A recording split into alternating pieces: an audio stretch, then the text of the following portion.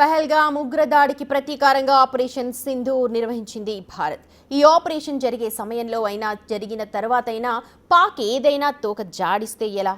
భారత్ పశ్చిమ తీరాన్ని టార్గెట్ చేసుకుని దాడులు చేస్తే ఏం చేయాలి?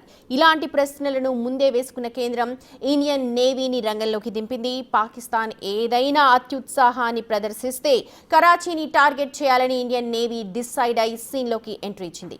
దానికి అనుగుణంగానే కరాచీకి అతి సమీపంలో చరిత్రలో ఎన్నడూ లేనంతగా ఇండియన్ నేవీ మోహరింపులు చేపట్టింది. ఏకంగా 36 నేవీ అసెట్స్ కరాచీ సమీపంలో కాచుకొని కూర్చున్నట్టు ఇప్పుడు బయటకొస్తోంది ఇన్ఫర్మేషన్.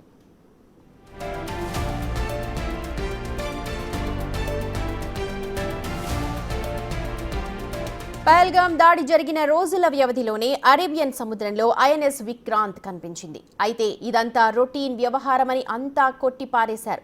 కానీ ఐఎన్ఎస్ విక్రాంత్ అరేబియన్ సముద్రంలోకి ఏ కారణంతో వచ్చినా దానిని రూట్ను కరాచీ వైపుకే మార్చారు. కేవలం ఐఎన్ఎస్ విక్రాంత్ మాత్రమే కాదు, దానికి తోడు 8 నుంచి 10 యుద్ధ నౌకలు కూడా అక్కడే ఉన్నాయి.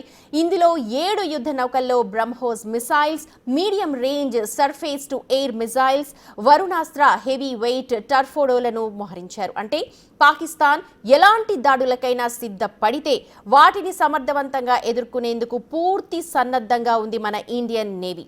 Surface, aerial, underwater threats ను కూడా ఎంగేజ్ చేయడానికి ఫుల్ గా ప్రిపేర్ అయింది మన ఇండియన్ నేవీ.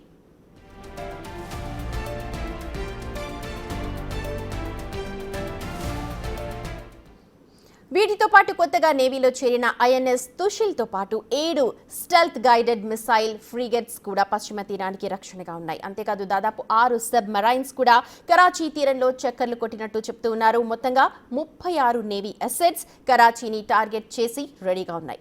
మరో హైలైట్ ఏంటంటే వీటిలో 6 యుద్ధ నౌకలు 1971 యుద్ధ సమయంలో కరాచీపై దాడి చేసినవే కావడం గమనార్హం.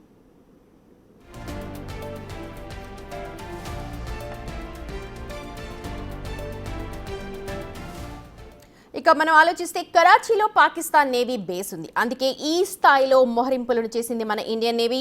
మన మోహరింపులను చూసి కూడా పాక్ నుంచి ఎలాంటి స్పందన అయితే ప్రస్తుతానికి లేదు. ఎందుకంటే అక్కడున్న నేవీ కంటే చాలా ఎక్కువ స్థాయిలో ఇండియన్ నేవీ బలం కనిపిస్తుండడంతో పాక్ కనీసం వాటిని పట్టించుకోనట్టే కనిపిస్తోంది. అయితే అదే సమయంలో నవేరా వార్నింగ్స్ను మాత్రం ఇష్యూ చేస్తోంది. ఎమర్జెన్సీ సమయంలో ఇలాంటి వార్నింగ్స్ ఇస్తాయి ఆయా దేశాల నేవీలు.